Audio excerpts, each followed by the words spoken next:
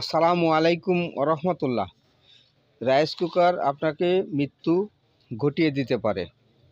অতএব রাইস কুকারের যে তিনটে পয়েন্ট, একটা আর্থ, একটা নিউট্রাল, একটা ফেজ, এই তিনটা পয়েন্টেই আপনার লাইন থাকতে হবে।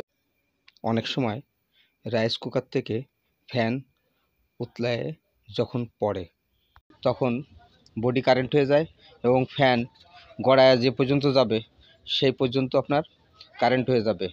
আর যদি আর্থ কানেকশন থাকে তাহলে আপনার বডি কারেন্টও হবে না, আপনি নিরাপদে থাকতে পারবেন।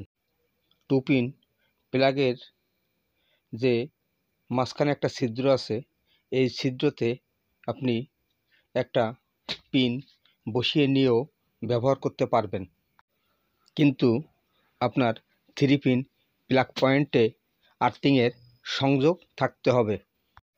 সাধারণত রাইস কুকারে 3 পিন ব্যবহার করাটাই সবথেকে উত্তম। আমার এই ভিডিওতে সকেট অনুযায়ী কর্ডের কানেকশন দেখানো হয়েছে, আর্থ, পজিটিভ এবং নেগেটিভ। কিছু কিছু ক্ষেত্রে পজিটিভ এবং নেগেটিভ ডান বাম ঘুরতে পারে, কিন্তু আর্থ কানেকশন মাঝখানেই থাকবে।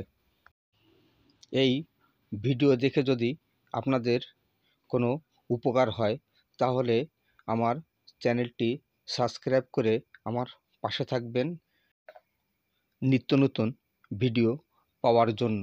আজ এখানে শেষ করলাম। আসসালামু আলাইকুম রহমতুল্লাহ।